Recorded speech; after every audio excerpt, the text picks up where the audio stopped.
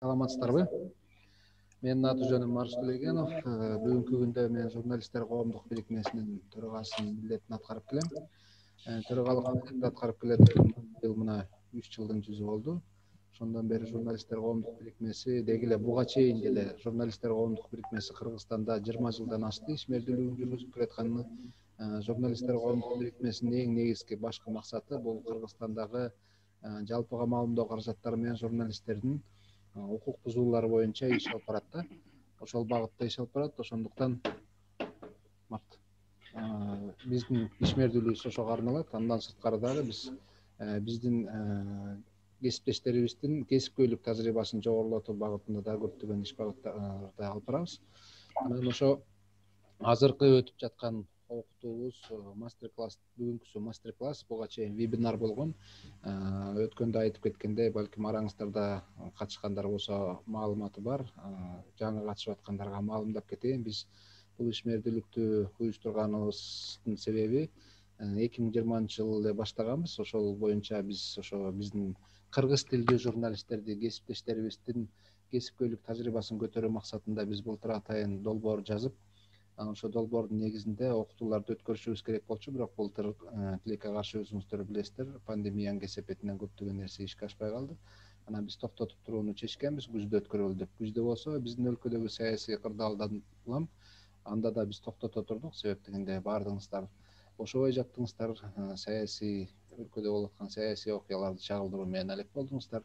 Анан эми мына Кудай буюрса ошо 2021-жылдын башында ушул окутууларды өткөрөлүк деген божомол менен иш планыбызды түзүп, ошонун негизинде өткөрүп атабыз. Бул үчүнчү болуп калды. Эсеби боюнча назарыңыздарда, сиздердин назарыңыздарда биздин кесиптешибиз Али Токтакунов бүгүн эмне жөнүндө сөз кылабыз? Албетте баардыгыңыздардын кабарыңыздар бар. Муну биз Facebook'ка дагы баардык соц тармактарга жар салганбыз. Журналисттик иликтөөнү кантип жүргүзүү керек жана ошонун жол жобосу кандай? Ошол боюнча Али өзүнүн тажрыйбасын бөлүшмөкчү. Бул мастер-класс, вебинар эмес.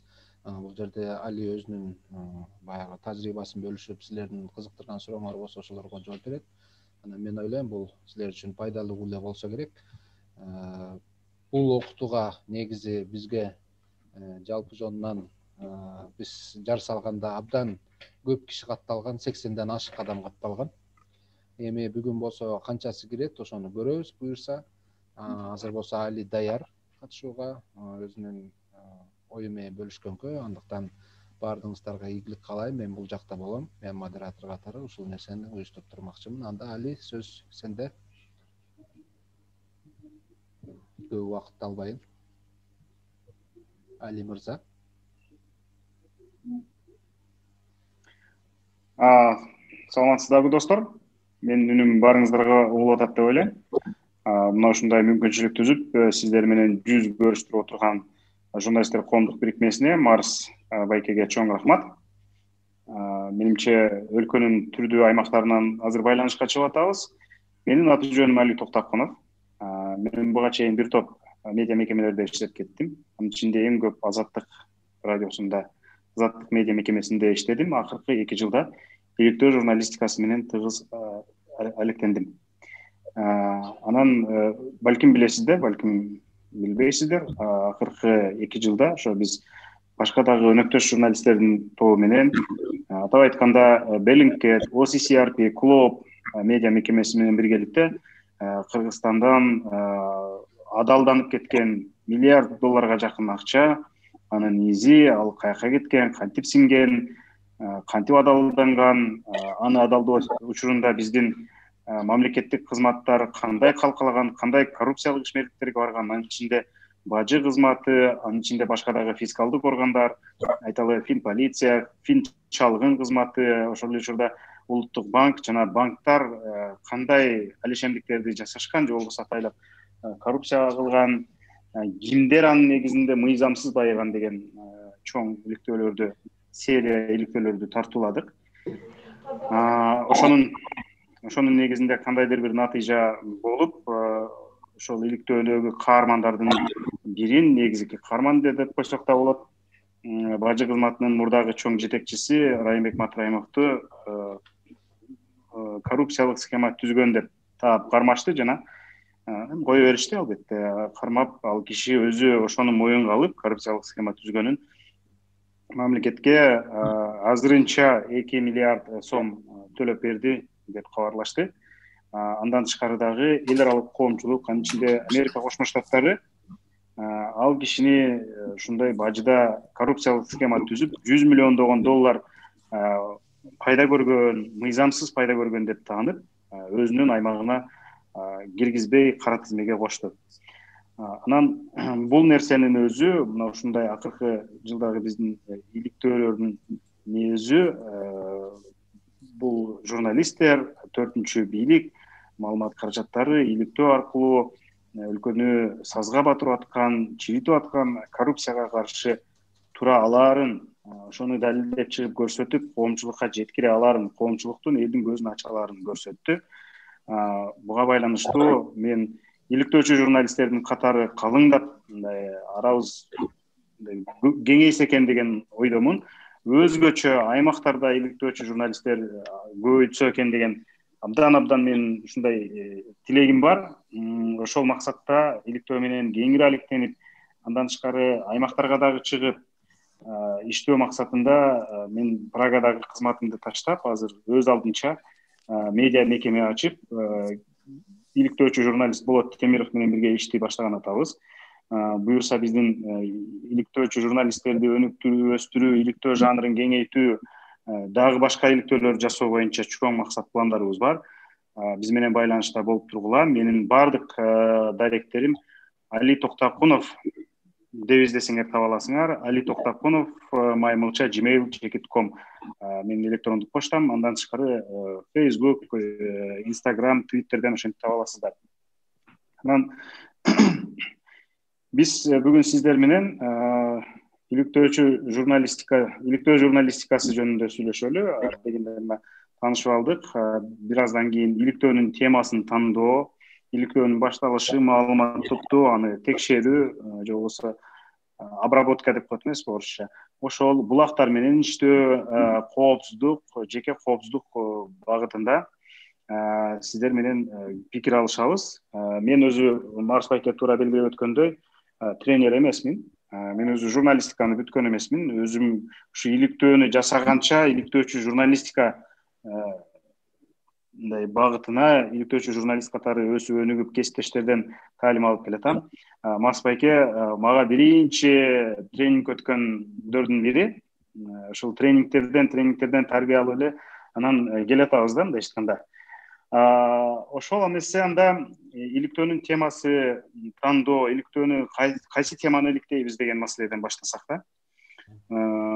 Биздин ошол сөзүңүз барбы Марс байке? Али, бир эскертүүнү айтып коеюн биздин жалпы катышуучуларга, анан сен дагы кабардар болуш үчүн. Өзүңүздөр байкадыңыздар, запись жүрүп атат. Бул записти биздин шарт ушундай. Биздин донорлор ушул шартты койгон. Себеп дегенде муну баардыгыбыз бөлүшүбүз керек. Бизге көмөк көрсөткөн, ушул нерсени уюштуруп берип атканы бул биздин донорлор, Кыргызстандагы Сорос фонду жана эл аралык IFX уюму бар. Мына ушул эки уюм бизге колдоо көрсөтүп, ушу биздин кесиптештердин тажрыйбасын, кесипкөйлүгүн мындан ары дагы арттыруу үчүн ушул нерсени жардам берип атат. Андыктан запись болот. Запись бүткөндөн кийин биз аны эртең бүрсүгүндөрү Кудай буюрса соцсетке жайгаштырабыз. Андан кийин анан дагы башка жактарга жайылтылат да. Мен айтайын дегеним ушул. Али, азыр мен презентацияны ачышым керекпи? Азыр мен иликтөөнүн темасы боюнча айтып кетейин. Иликтөө баштаардан алдында эми мисалы эмнени иликтейм, кайсы теманы иликтейм деген суроо болот да. Ошондойдо эң биринчи эске ала турган нерсе ал иликтөөнүн, ошол сиз иликтей турган теманын коом үчүн канчалык мааниси бар деген маселе сөзсүз түрдө биринчи турат. Муну алып чыксам, коомго канчалык пайда келтире алам, же болбосо канчалык мындай коом үчүн бул теманын мааниси зор дегендей да. Айталы, азыр Бишкекти абдан мындай түтүн каптап турат. Бул боюнча бир топ иликтөөлөр жасалды. Бул элге мындай элди түш өлкөн маселе болгондуктан мына ушундай көтөрүлүп атат. Албетте биздин Кыргызстанда эң негизги орчундуу темалардын бири бул коррупция темасы. Ошон үчүн коррупция жөнүндө иликтөөлөр, коррупциялашкан чиновниктер жөнүндө иликтөөлөр эч качан элди кайдыгер калтырбай турган темалар. Анан дагы бир нерсе бар, ошо биринчи баягы өз мүмкүнчүлүгүңдү дагы чактап көрүү да. Бир теманы иликтегенде өз мүмкүнчүлүгүңдү чактап көрүү, ошол теманы аягына чейин жеткирип иликтөөгөнгө мүмкүнчүлүк барбы, жокпу, менин айланамдагы мындай өзүмдүн мүмкүнчүлүктөрүм жетеби, жетпейби деген сыяктуу да. Айталы, сиз бул жерде отуруп алып, башка бир чет өлкөдөгү бир көрүнүштүү окуяны же кылмышты иликтешиңиз мындай балким мүмкүн эмес болуп калат дегендей, же болбосо ушул сыяктуу эле нерсе да, мисалга алгандачы. Анан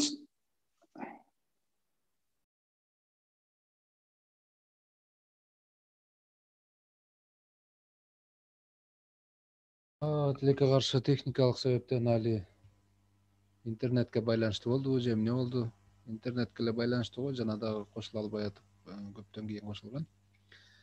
Эми азыр ойлойбуз биз кошулат го деп. Бактияр, байланышып көрөсүңбү? Негизи эми журналистика буга чейин али айтып өткөндөй бизде Кыргызстанда эми бутуна туруп келатат. Буга чейин журналисттик иликтөөлөр болгон эмес деп айтпайм, болуп келген.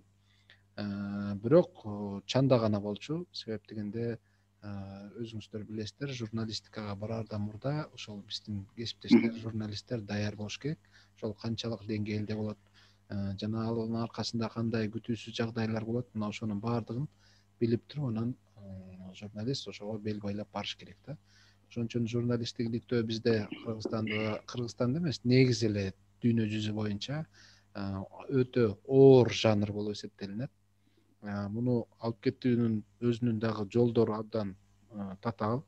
Себеп дегенде анын үстүндө көптөгөн иш аракеттер жүрүш керек. Бул биринчи кезекте маалымат булактары менен иштөөнүн жолун билиш керек.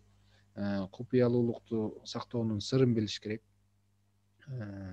Жана ошол журналисттик иликтөөдө жүргүзүп атканда кандай күтүүсүз жагдайлар болот, ошонун баардыгына юридикалык жактан дагы такшалып тажрыйба болуш керек. Мына ошонун мына али келди биздин катарыбызга, али келгичекти мен сенин ордуңа журналисттик иликтөө боюнча бир аз маалыматтарды берип аткам. Кайрадан кошуп уланта бер.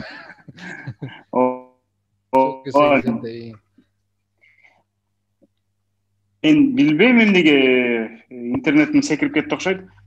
Техникалык маселе үчүн. Ооба, анда эмесе улантсак, ошол анан өзүңдүн мүмкүнчүлүгүңдү чакташ керек. Мисалы, айталы, командировкалар болуп калышы мүмкүн, же башкалар болуп калышы мүмкүн. Аларга редакциялыктын мүмкүнчүлүгү, дарамети кандай, чыга аламбы, чыга албаймбы дегендей. Бул албетте бир иликтөөнү жасоодон баш тартуу керек дегенди түшүндүрбөйт, бирок мүмкүн болушунча ошол даярданып алган оң. Анан кийин жана ошондой эле иликтөөгө чыгымдар көп кетет. Мисалы, кайсы бир маалыматты табуу үчүн акы төлөп кирген ресурстар бар. Мен алар тууралуу азыр бир аздан кийин айтып берем, айрымдары тууралуу. Ошол Алло. Угулуп атабы? Угулуп атат. Али угулуп атат, уланта бер. Эч ким үнү мындай дуулдаган эме чыкпай калганынан мен. Жок, анткени көпчүлүктүн үнүн өчүрүп. Ошондой ресурстар бар. Чоочун дабыштар сага тоскоолдук болбосун деп угулбаса Facebook'ка жазып коесуз да, дароо эле мени. Кокус мен билбей эле интернет үзүлүп калса, анда Facebook'ка дароо жаза калсаңыз, мен бияктан лептоптон көзөмөлдөп турам.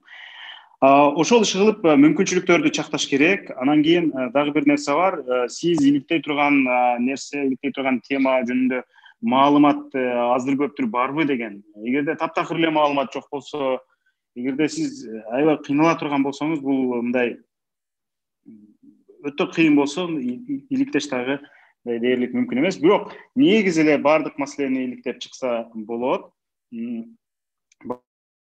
Бардык темага мындай иликтөө жүргүзсө болот. Албетте туңгуюкка келип калган учурлар дагы болот, бирок ошого чейин дагы иликтөө жүргүзсө болот. Анан темасын тандоодо ошол негизги критерийлердин бири мен үчүн ушул критерийлер. Анан эл журтка, коомчулукка канчалык кызык жана коомдук кызыкчылыкты коомдук кызыкчылыкка канчалык төп келет деген маселе да. Анан албетте иликтөөнүн башталышы жөнүндө кеп кылсак эми, иликтөөнүн башталышы ошол сиз иликтей турган тема тууралуу маалыматты топтоо, аны анализдөө, түрдүү булактардан келип түшкөн маалыматтарды текшерүү, анан кийин кайра текшерүү деген бар. Ошондо ошону менен башталат. Анан кийин тактайсың, текшересиң дегендей. Анан маалыматты топтогондон кийин колдо бар маалыматтарды сиз билген өзүңүздүн тийиштүү булактарыңызга салып, текшерип, андан ары байытып, далил издеп, далилдерди бири-бири менен мындай төп келиштирип, ал жерде кандайдыр бир кыңыр иш барбы, мыйзам бузуучулук барбы, эреже бузуучулук барбы, ошонун баардыгын анализдеп, текшергенге кезек жетет.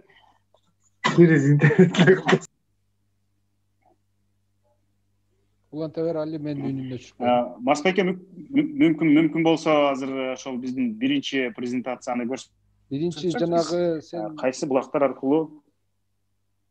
Ооба. Биринчи жөнөткөнүң, PowerPoint эмес, Google дисктеги.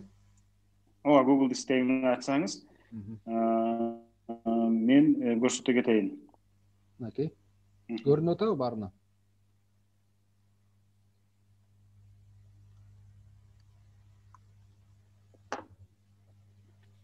Кесиптештер, көрүнүп Ооба, көрүнүп жатат. Көрүнүп атат, көрүнүп. Али? Көрүнүп атат, ооба. Өзүңүздөр көргөндөй, экрандын бир эле бурчу чыгып калды, балким да кичинерээк кылсаңыз толук көрүнөт болуш керек. Мындайда, достор, өзү азыр бул иликтөө болбой аткандан кийин бул жөн гана көрсөтмө болуп аткан үчүн кандайдыр бир адамдын жеке маалыматын чыгарып мисал кылуу кичине оңтойсузураак да. Жөн эле адамдын жеке маалыматын алып чыгуу, анан ошондо азыр Кыргызстан боюнча эң таарынбай турган деп коебузбу, эң бир мындай ачык адам азыр Садыр Жапаров болуп калды. Анан ошон үчүн азыр Садыр Жапаровдун тууралуу маалыматтарды карап көрсөк, ал киши таарынбайт болуш керек, жеке маалыматтарын чыгып кетти деп.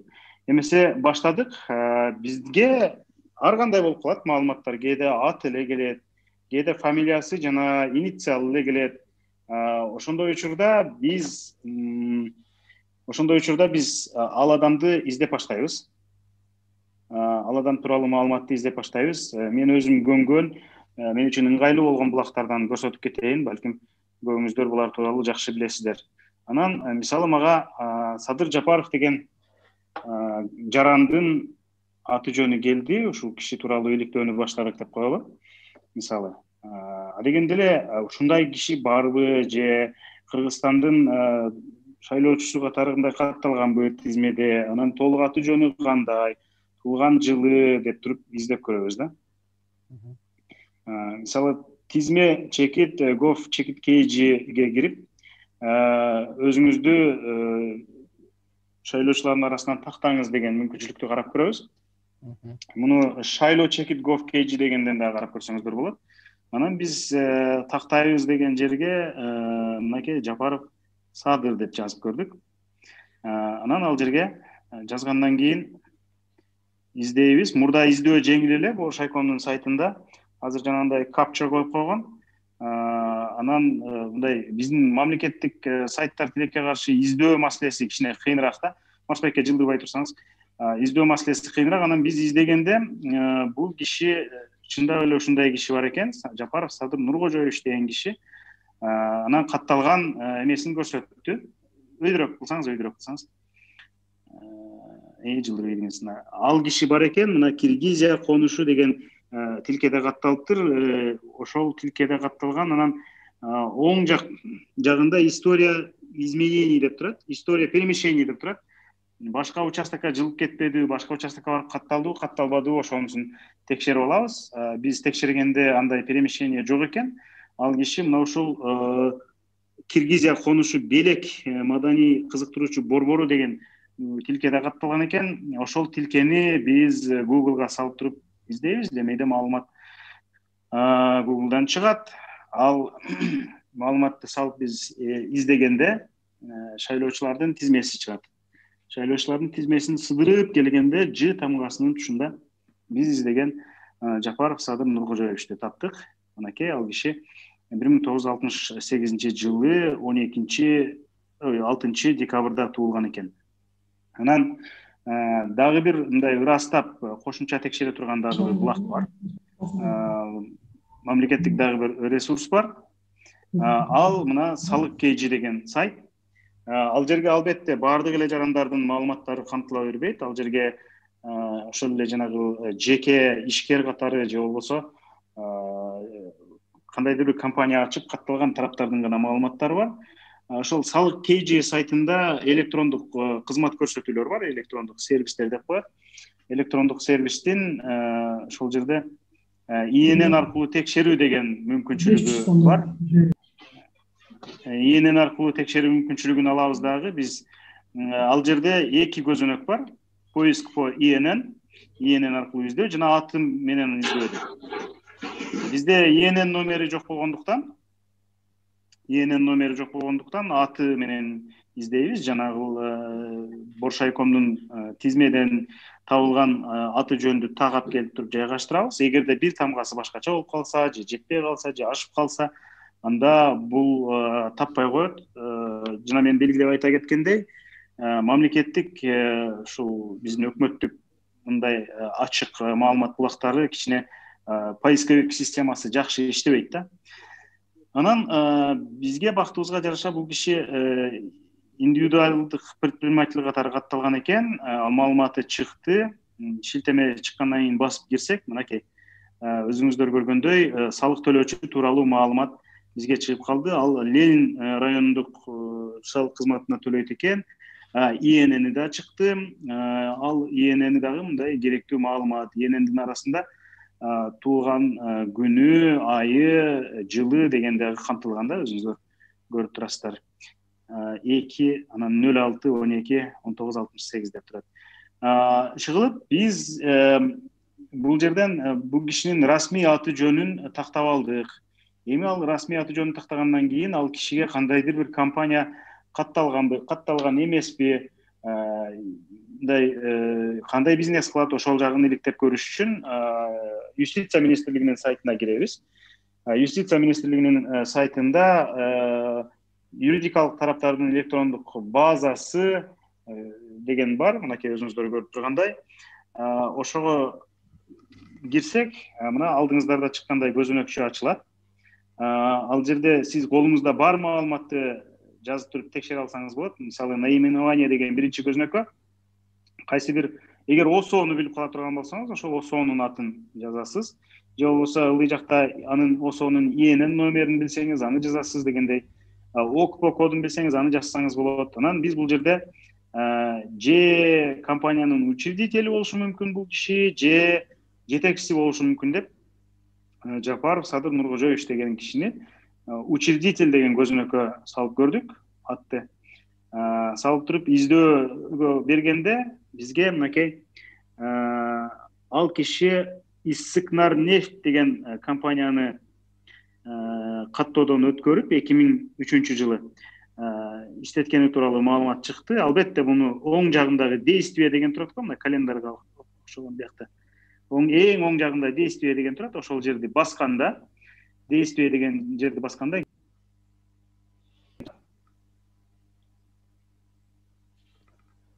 действие дегенди басканда кийинки барагыбыз чыгат, кийинки бетти ачып берет. Юстиция министрлиги мынакей өзүңүздөр көрүп атасыздар. Иссыкнарнефть деген жоопкерчилиги чектелген коому же компания.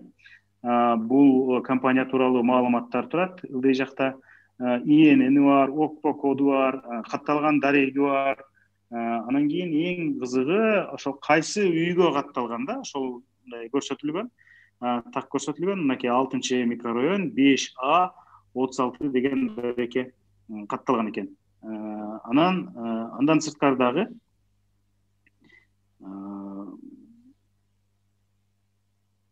андан ылдый жагында дагы маалыматтар бар. Ушул жерде мынакей бул жерде кайсы бул компания ишмердигин токтотуу боюнча кайрылган экен, ишмердиги токтоптур. регистрация прекращения деятельности деп 2003 жылы. Бирок ошол компания Жапаров Садыр Нуркожоевичке тийиштүү болгон экен, өзү учредитель жана өзү директор болгон экен. Ишмердиги болсо негизги ишмердиги деп коет. Ошонун эме шире чыгаруучу ишмердик менен алектенген экен. Овощ, фрукты, жашылча жемиш жана мөмө жемиштен шире чыгаруу боюнча. Шыгылып биз бул издеген адамдын кандайдыр бир компаниясы, жашылча жемиш менен мөмө жемиштен сок чыгарган компаниясы бар болгонун жана ал азыркы учурда жабык экенин билдик. Анын кайсыл жерге катталганын дагы билип алдык. Эми ошол даректи кантип издейбиз да? Демейде, мисалы, сиз компанияңызды өзүңүздүн үйүңүздүн дарегине каттатасыз, же болбосо сизге бейтааныш эмес дарекке каттатышыңыз мүмкүн. Көбүн эсе бизде компаниясы бар адамдар ошондой дарекке каттатышат. Анан азыр ошон үчүн даректи издеп көрөбүз. Даректи издеш үчүн Дарек KG деген мынакей мамлекеттик сайт бар. Ал жерде эгер Дарек KG деп атсаңыз, ГИСАР публичная кадастровая карта дейт. ГИСАРдын чечмелениshi дагы ошол мындай географиясы, архитектуралык мындай эмелердин географиясы деген чечмеленип берет. Анан ГИСАРды ачканда, ГИСАР көзүнөгүн ачканда сизге могул жакта адрес менен изде деп берет. Биз буга чейинки Садыр Жапаровдун компаниясы жайгашкан адрести бул жакка салабыз. Бишкек шаары, Октябрь району, 6 микрорайон, 5А деген үй жана квартиранын номери 36. Дегенде бизге ЕНИ кодун берет. Бул ЕНИ код деген единица недвижимого имущества деп койсок, деп чечмеленет. Ал ар бир кыймылсыз мүлктүн өзүнүн тийиштүү коду бар да, сиздин үйүңүздүн дагы, сиз отурган мекеменин дагы, сиз отурган балким квартиранын дагы ошондой тийиштүү коддору болот. Ошол мынакей биз 5А дарегиде издегенде могул жерди берип атат. 5А балким сиздерге көрүнүп атат. Ошол жерди чоңойтуп карап көргөндө ал жерден ЕНИ код чыгат. Эми ЕНИ кодду эмне кыласыз? Код ИНИни алып туруп, ошол үйдүн ээси ким экенин такташ керек да. Үйдүн ээси ким экенин такташ үчүн бизде дагы бир мамлекеттик мындай ресурс бар. Үйдө жылдырбай турсаңар, дагы бир мамлекеттик ресурс бар. Ал жерде кадастр деп аталат. Кадастр чекит KG. Кадастр чекит KG'ге кирип, элге кызмат же услуги населению деген жерге киресиз, выписканы басасыз. Выписканы басканда мына ушундай көзөнөкчө чыгат. Ал жерге код ИНИ деп турат. Жанагы сиз тапкан ИНИ кодду киргизесиз. Сиз билген адрести жазасыз, область деген жерге, жана биз Бишкек, здание дегенди. Андан сырткары бул жакта көчөнүн дареги бар, микрорайондун дареги бар, ошону жазасыз. Андан сырткары номер зданиянын жазасыз, анан квартиранын номерин жазасыз, же болбосо участоктун номерин жазасыз, эгер талап кылынса. Ошентип туруп поисковиктен издейсиз. Издегенде мынакей ЕНИ коду менен 6 микрорайондогу үйдүн дареги келип чыкты. 6 микрорайондогу үйдүн дарегин чыгарды. Бир аз дагы жогорулатсаңар болот эмени. Жок, өтө эмес.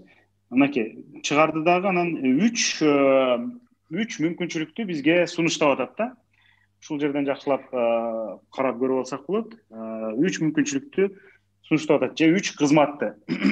Выписка из государственного реестра прав на недвижимое имущество дейт. Жөн эле выписканы берет. Мисалы, ошол кыймылсыз мүлк кимге таандык деп. Экинчиси болсо информация о технических характеристиках деп, техникалык характеристикасы боюнча берет. Үчүнчүсү история прав на недвижимое имущество. Кимден кимге өткөнү тууралуу, кыймылсыз мүлккө ээлик бул укугу кимден кимге өткөнү тууралуу маалыматты берет ал жерде. Азыр кечип калган. Анан ар бири 170 сом 24 тыйын турат. Жана мен айтып атпаймынбы сиздерге иликтөө мындай арзан эмес деп. Биз балким иликтөө жасаганда мына ушундай кыймылсыз мүлктөн ондогонун текшеришибиз мүмкүн да. Азыр ал жерде 170 сомдон эле канча акча кетип атат, 500 канча 500дөн ашык сом кетип атпайбы 3 нерсени текшериш үчүн эле. Балким 30 кыймылсыз мүлктү текшеребиз, же болбосо 100дү текшеребиз, ошондо эле 5000 канча болуп кетип атат да. Анан кээде мисалы үчүн текшергенде сиз издеген эмес башка нерсе, башка бир таптакыр эле башка нерсе чыгып калышы мүмкүн. Чыгылып, ошентип көшөрүп издей бересиз. Анан мынакей 3 кызматты көрсөтпөдүкпү? Выписканы көрөлү биринчи. Выписка дегенди бассаңыз, 170 сомуңузду кетирип, выписка дегенди бассаңыз төмөнкү баракча мынакей. Мынакей бул жерде чыкты. 6 микрорайондогу 36 квартира Жапарова Райхан Нуркожоевнага таандык экен. Ал 2014 жылы өзүнө мындай регистрация кылып алыптыр. Договор дарения деген мындай келишимдин түрү менен, же болбосо белек катары өзүнө каттаткан экен. Биз болжолдосок болот, бул жерде Жапарова Райхан Нуркожоевна, Жапаров Садыр Нуркожоевичтин бир тууган карындашы же бир тууган эжеси болушу мүмкүн. Эми мындай өзү кыргыздардын саны аз эле. Анан аты, жөнү, атасынын аты окшош, бирок башка адам болуп калган учурлар негизи сейрек кездешет. Бирок ошентсе дагы баары бир мындай бир тууганбы, тууган эмеспи текшерип коюу ашыктык кылбайт. Азыр эми мына үйдүн кожоюнун таап алдык. Тагыраак айтканда кожойкеси экен. Башкача айтканда Садыр Жапаров өзүнүн компаниясын ыктымал бир тууганына каттаткан экен. Мен ыктымал деп атканын себеби экөөнүн тууган экендигин дагы мындай текшериш керек. Аны текшерүүнүн жолдору, мындай туугандык мамилесин аныктоонун жолдору бир топ. Мисалы үчүн азыр соц тармактарда демейде, соц тармактарда тууганы менен достошот эмеспи? Биринчи тууганы менен достошот, анан достору менен, кесиптештери менен, тааныгандары менен дегендей Facebook, Instagram же болбосо Одноклассники жана башка тармактардан. Ошон үчүн алардын арасынан тууганын таап калышы мүмкүн, же болбосо балким тег кылып туруп экөөнүн чогуу түшкөн сүрөтү болушу мүмкүн, же болбосо комментарийде эжем же иним же карындашым деп бири-бирине жазган комментарийлер болушу мүмкүн. Мына ушундай жолдор менен, мына ушундай издөөлөр менен туугандык байланыштарын тактайсың да, же жана башка дегендей. Же болбосо экөө мисалы кайсыл аймактан болот, кандай мындай адам тууралуу маалыматты издеп. Анан выписканы аныктап алдык. Андан кийин технический характеристикасы бар. Бул үй ооба ушундай үйдө эжесине катталган үй экен, ыктымал бир тууганына катталган үй экен. Ал үйдү тууралуу маалымат бар. Бул да абдан кызыктуу маалымат. Информация о технических характеристиках недвижимого имущества деп. Бул жерде үй мындай жеке менчик бирөөнүн үйү экен. Вид недвижимости деген часть строения деп турат. Часть строения дегени мындай чоң курулуштун бир бөлүгү да. Форма использования деген квартира экен. Квартира же болбосо офис деп ошентип көрсөтүп коюлат, же склад жана башка деп. Целевое назначение мындай максаты жашоо үчүн колдонулат турган максатта экен. Аянты фактически аянты 58 чарчы метр, бетондон курулган экен. Биринчи этаж, 4 кабат үйдүн биринчи кабатында 3 бөлмөлүү үй экен. Ал жерде отоплениясы да көрсөтүлгөн, канализация мынакей. Андан сырткары кайсыл убакытта мындай обследование болгон деп, ошол келишим жана договор дарение деп атпайбызбы, ошол учурда болгон өңдөнөт. Анан юридикалык аянты деп атат, кайсы жылы курулганы чыгып, мындай үй тууралуу маалымат берилет да. Балкону, лоджиясы жана башка суу, газы дегендей. Бул жөнүндө эмнени айтып атам? Мисалы, кээ бир адамдардын турак жайын издейсиң да, мисалы бирөө турак жайым жок деп көрсөтүп коюшу мүмкүн, бирок кандайдыр бир тууганына же аялына же баласынабы ушундай мүлктү каттатып, анан ал меники эмес деп коюшу мүмкүн. Бирок баласы же аялы эч жерде иштебесе, баласы студент болсо, аялы үй кожойкеси болсо, анда ал чиновниктин ошол тууганы кантип тапты дегендей резонный суроо туулат да, шек туулат. Ал эми үйү болсо, мисалы, мына бул жерде техникалык характеристикасын караганда үйү болсо 300 квадрат метр деп коелу, же 500 квадрат метр деп коелу. Бул аябай чоң үй да. Ошондойдо мындай дароо шек туулат да, балким чиновник жөн эле өзүнүн мындай үйүн бирөөгө каттатып коюшу мүмкүн, чын-чынында өзүнүн үйү депчи. Ушундай достор, азыр бирок бул чакан эле квартира экен, эски 72-жылы салынган. Анан бул История прав деген барагы, мынакей азыр сиздер көрүп отурган, бул 3-чү сервис. Бул История прав деген үй кимден кимге өткөн деп турат. Ал жерде Райкан Жапаровадан мурда бул батирге 2003-жылдан 2014-жылга чейин Кадыржан Максутова аттуу жаран ээлик кылган экен. 1997-жылы алуу сатуу договору менен алып, өзүнө 2003-жылы каттаткан экен. Анан дата прекращения деп турат, ошол ээлик кылуу укугунан ажыраткан учур. Анан берки жаңы кожоюнга өткөрүп берген учурдун ушул дата прекращения, анан дата государственной регистрации деп коет кийинкиси. Ошондой. Аз бул жерде Максутовадан мурдагы ээси көрсөтүлбөптүр, ал жөнүндө маалыматтар жок экен. Болбосо, демейде ушул баракта, ушул бетте айталы 1990-жылы салынган үйдүн 5 кожоюну алмашса, 5 кожоюнун тең аттары көрүнүп турат. Кайсы жылы алышкан, кайсы жылы сатышкан, же белек кылган, жана башка деген нерселери көрсөтүлгөн да. Мына ушинтип достор, биз бир адамдын аты жөнүн табабыз, ал компаниясын табабыз, кайда иштеген, кантип иштеген, нелер менен алектенген, анан ошол компания каякта каттаткан, ошол каттаткан дареги анын үйүбү же үй эмеспи, жана башка депчи. Эми ушундай жолдор менен биз айталы Баткендеги бир чиновниктин деп коелу, салыкчынын үйүн текшерсек болот. Же болбосо ал кишинин кандайдыр бир компанияларын текшерсек болот дегендей. Буга чейин жанагы салык пейджинде биз таппадыкпы ИННдер менен? Ошол жерде катталган адреси дагы болчу эле, аз болду, ал жагын дагы алып салышты. Албетте, мамлекеттик мына ушундай ачык порталдар эл аралык келишимдин негизинде ушундай ачык өкмөт болобуз деп анан ушундай ачышкан маалыматты, бирок иликтөөчү журналисттердин тилегине каршы кээ бир маалыматтар мындай жашырылып калып атат.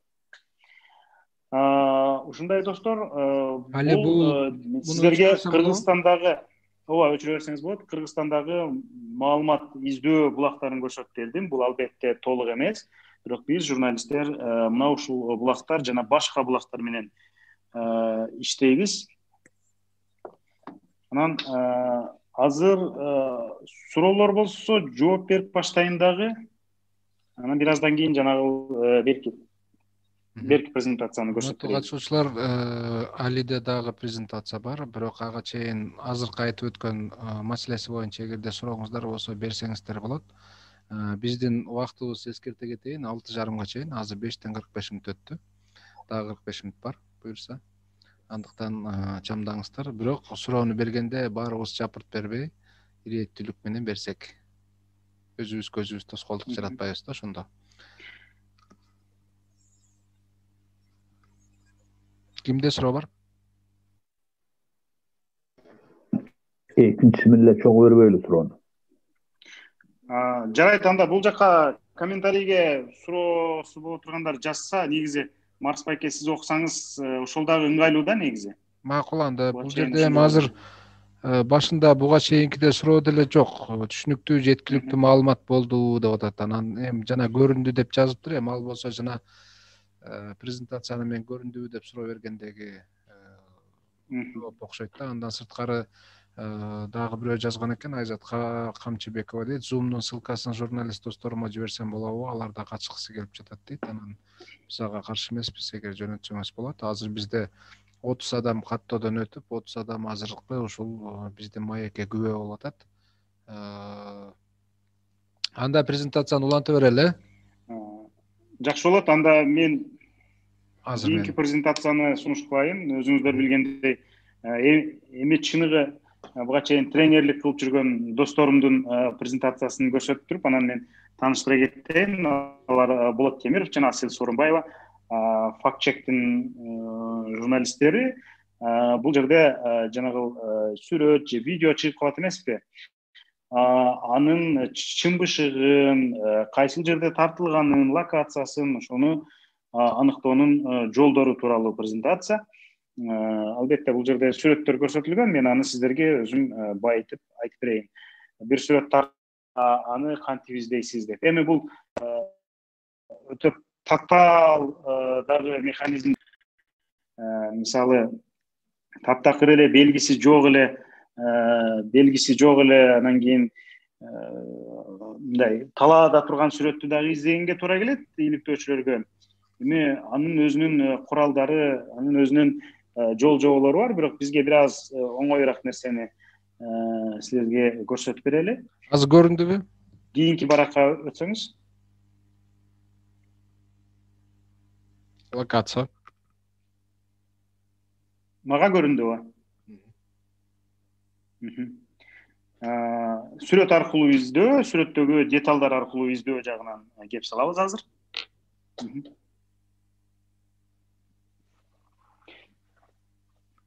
Өзүңүздөр билгендей, буга чейин мынакей ошондой бир маалымат чыккан. Орусиянын Самара шаарында мына ушундай аскер техникалары кирип, чоң пулеметтер менен кирип, ошол эпидемияга каршы күрөштө мындай жарандарга жардам берген атат деп бир Facebook колдонуучу чыгарган экен. Анан эми бул маалымат жалган да болуп калышы мүмкүн. Эми мисалы эпидемияга каршы күрөштө аскерлер менен аракет кылып атат, күч менен аракет кылып атат дегендей мындай посыл кетип атат да. Бул жалганбы же чынбы деп туруп факт-чекерлер текшерип көрүшкөн. Анан текшергенде эмне кылат? Ошол жарыяланган сүрөттү аласыз дагы. Албетте Google'да жана Яндекс кызматында сүрөт аркылуу издөө мүмкүнчүлүгү бар. Сүрөт аркылуу бул мисалда биз Яндексти көрсөтүп бергенбиз. Яндексти ачсаңыз, поиск дегенин жанында картинки, видео, карты, маркет деген рубрикалар турат. Ошонун картинка деген жерине келесиз дагы. Сүрөттү жүктөйсүз. Сүрөттү буга чейин жарыяланган сүрөттү жүктөгөндө мына ушундай башка дагы сүрөттөр чыккан. Бул чынында эле ушундай аскердик машина ушул учурда, ушул көчөдө жүргөнүн көрсөтөт да. Анан кийин бул сүрөт кайсыл экинчи да бир сүрөт турбайбы? Эки сүрөттү чогуу койгон да. Кайсыл жерде тартылган деген суроого жооп алыш үчүн биз деталдарга көңүл бурабыз. Деталдар биринчи сүрөттө мындай дээрлик көзгө илинип, мындай аты, жөнү же үй дареги аркылуу издей турган деталдар жок эсе, ал эми экинчи сүрөттө өзүңүздөр көргөндөй кандайдыр бир жазуулар турат. Ошол жазууларды карап көрүү менен издегенге туура келет. Экинчи сүрөттү издөө үчүн Google Street View деген бар. Бул мисалы Google'дун кызматы атайын ошондой көчөлөрдү тартып сүрөткө анан киргизген. Мисалы Google Map'ти ачканда, Google картаны ачканда көрөт эмессизби көчөлөрдүн сүрөтүн? Муну атайын ушинтип көчөлөрдү тартып кетип киргизген дагы. Анан кийин мына жерде режим просмотра улиц деген турат. Оң жактагы эң түпкү бурчта кишиге окшогондой чөлөкөт турат, сары түстөгү. Ошону бассаңыз Google Street View чыгат. Аны мындай көрө аласыз. Мынакей аны белгилейсиз дагы, анан сүрөттү карайбыз. Сүрөттү жакындатып караганда ылдый түшсөңүз да.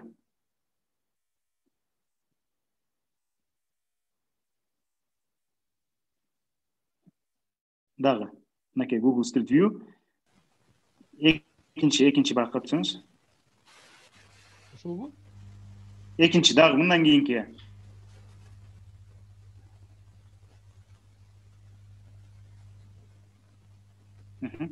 Мындан кийинки. Дагыбы?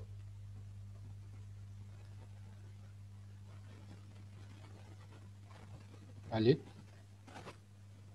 Дагы. Ушулбу?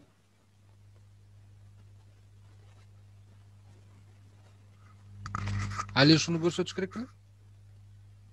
Ооба, дагы мындан кийинки жылбай атабы? Алло. Фото монтаж болуп кетти го биягы. Локация аркылуу издөөчү. Мен микрофон өчүп калыптыр. Мындан кийинки өткөрсөңүз? Булбу? Жок, мындан кийинки өткөргөндө биякта Жок, мындан кийинки сүрөт жанагы машиналар өтүп бараткандагы. ооба. Менден өчүп калды. Азыр экранда көрүп атасызбы? Менден өчүп. Эл журт көрүнүп атабы? Жок. Алло. Көрүнүп жатат. Азыр Али биз экранда деген Яндекс картинка аркылуу сүрөт 2018-жылы Москвадагы парад учурунда тартылганын аныктадык деп Яндекстеги көрсөтмөнү сүрөттөрүн берип атат. Андан кийинки сүрөттө экинчи сүрөттү табуу үчүн Google жана сен айткан сайтты айтып атат, Google Street View кызматын колдонобуз деген. Андан кийинки сүрөттө Vita деген аптекага көңүл бурабыз жана ал аркылуу издейбиз дейт. Могу аптеканын сүрөтүн көрсөтүп атпайбы Vita деп. Али? Андан кийинки сүрөттө Vita Samara деп издеп, Google Street View тиркемесинен табабыз дейт. Бул жерде мына ошол аптеканы көрсөтүп атат да, көрүп атасыздар да, сүрөттө мына. Ооба, ошол Витага эме кылабыз, көңүл бурабыз. Анан чекесинде жанагы картанын немеси турат. Витага көңүл бурабыз. Мен азыр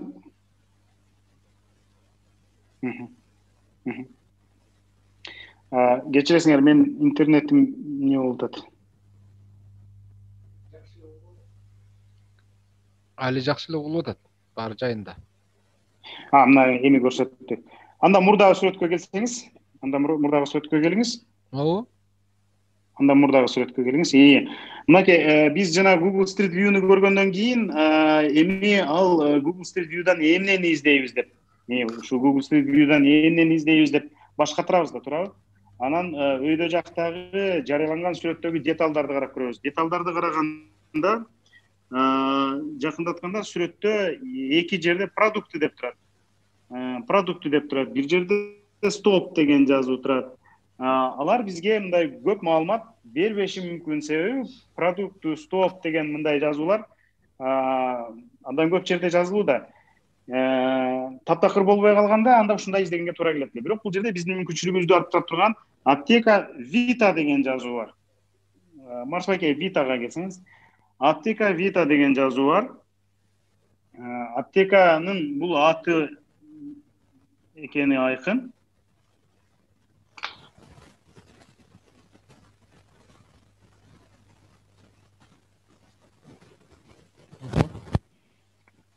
Аптека Vita'ны көрдүк. Алло. Аптека Vita'ны көрдүк, анан. Ооба, мынакей. Vita деген аптеканы көрдүк. Эми ошол Vita деген аптеканы издейбиз Google Street View'дан. Экинчи сүрөттү атсаңыз, мындан кийинки сүрөттө. Vita деп туруп биз Google Street View'га Vita Samara деп туруп издегенде, Самара шаарындагы мына ушул Vita деген аптекалардын түрмөктөрүн берет, албетте. Анан эми канча аптека бар болушу мүмкүн шаарда? 30бу, 20бу, 40бу дегендей. Бирок араларынан мындай кол менен издеп атып, жанагы бизге таандык биринчи этажы кызыл менен сырдалган, андан үстүгү сары менен сырдалган үйлөрдү мындай табууга болот. Ошол жерде демек бизге мындай биздин жанагы жарыяланган сүрөткө окшош жерди таба алдык. Бул чындап эле сүрөт Самара шаарында тартылганы белгилүү болду. Бирок ушул Самара шаарына машинелер коронавирус пандемиясына каршы күрөш үчүн же болбосо элдерди үйдөн чыгарбаш үчүн мындай күч менен кармап камап туруш үчүн киргизилгенби деген суроо болуп атпайбы? Ал суроого мындай жоопту алыш керек да, ошондой же андай эмес деп четке кагыш керек.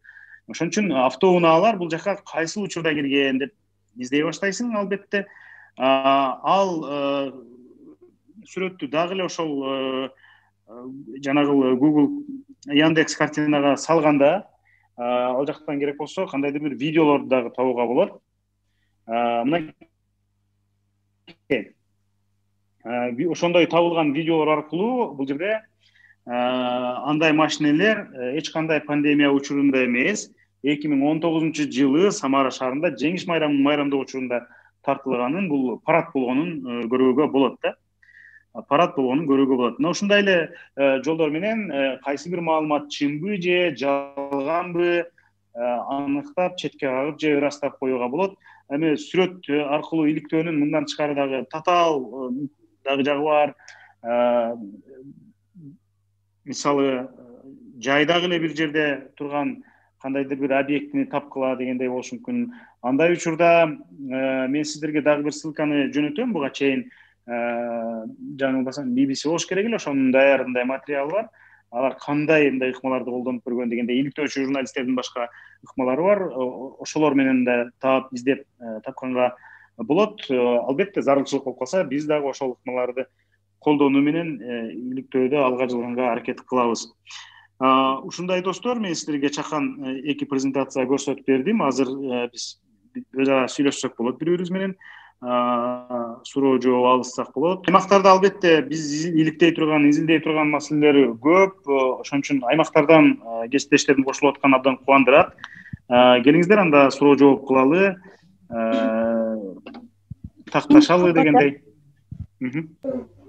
Мен Султаналиев. Саламатсызбы Али агай?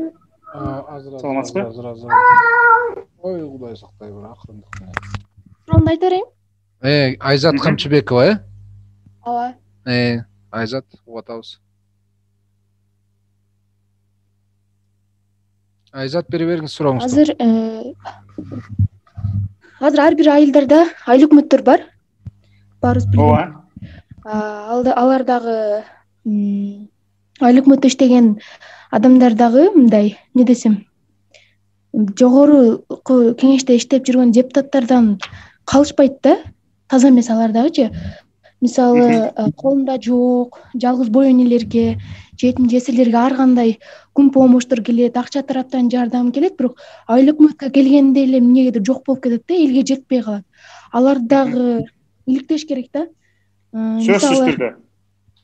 5-6 балалуу семьяларга дагы мисалы пособие чыкпайт экен.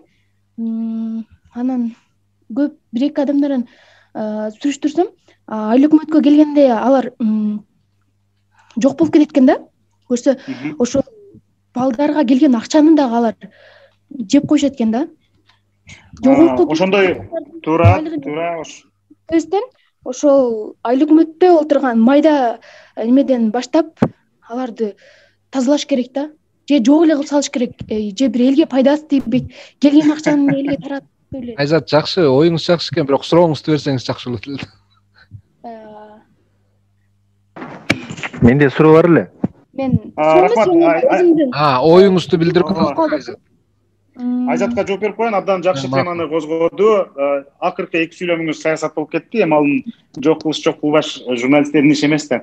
Албетте ошондой шектенүүлөр болуп атса, ошондой жеп кетти деген мындай кооптонуулар болуп атса, сөзсүз түрдө текшериш керек. Сизге ошондой деп түкшүмөлдөп маалымат айтып аткан киши балким сиздин маалымат булагыңыз болуп калышы мүмкүн. Ал кишиден сиз ошол маалыматын кандай мындай нерселер менен ырастайт, кандай фактылар менен айтып берет, ошону тактаңыз жана ал айткан маалыматтарды текшерип териштирүүдөн баштасаңыз мындай жиптин учугун менен кете бересиз деген ойдомун.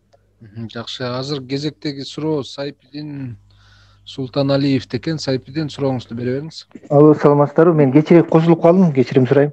Мүмкүн айтылып кетпейби буга чейин. Мына жакындан бери могу гик боюнча мен бир жазып жүрөм да. Анан ошондо государственный ипотечный компаниячы, мамлекеттик ипотекалык компаниядагы алишемдиктер жөнүндө жазып жүрөм. Анан мен ошол жактагы айлыктардын эбегейсиз чоң экендиктери тууралуу маалыматтарды уктум дагы. Алло? Айта бериңиз. Улутат. Бир нерсе болот, алло? Айта бериңиз, угатабыз. Улутат, Сайпидин мырза. Анан мен ошол ГИКтин жетекчилигине чалдым да, ушул зарплатаңыздар тууралуу маалымат берип коесуздар десем, ал айтып атат да, эми бул деген конфиденциалдуу маселе да, муну биз айта албайбыз да депчи. Анан бул ГКМ эмес да, эми аны жашыргыдайчы. Анан мен оюмда эч кандай конфиденциалдуу маалымат эмес, ал мамлекеттик орган болгондон кийин сизге суроомду толук анан жооп бербей койду десеңиз, анан мен суроомда эми сизге ошону алар айтпай койду деп койдук. Эми айтпай айт элек азырга чейин, эми эртең дагы мүмкүн дагы барам. Бирок ушуну айттырбай туруп эле каяктан ушулардын зарплатасы тууралуу маалыматты кандай кылып алса болот деген суроодо менде кантип иликтеп алсак болот деген ушуга жооп берип коесузбу? Барам турчу. Сайпидин мырза, чоң рахмат. Сиз аларга мындай барып өзеки сураганда менимче маалымат ала албайсыз. Ошон үчүн кат жүзүндө кайрылышыңыз керек. Бул бардык мамлекеттик мекемелердин талабы болуп эсептелет. Анан 14 күндүн ичинде алар сизге жооп бергенге акылуу. 14 күн ичинде сиздин сурооңузга жооп бериш керек. Болбосо сиз сотко кайрыла аласыз, бул бир жолу. Анан алар бербей койгон күндө сиз каяктан табасыз. Албетте ар бир мамлекеттик кызматкердин жыл аягында берген жанагы декларациясы бар, өзүнүн кирешеси тууралуу.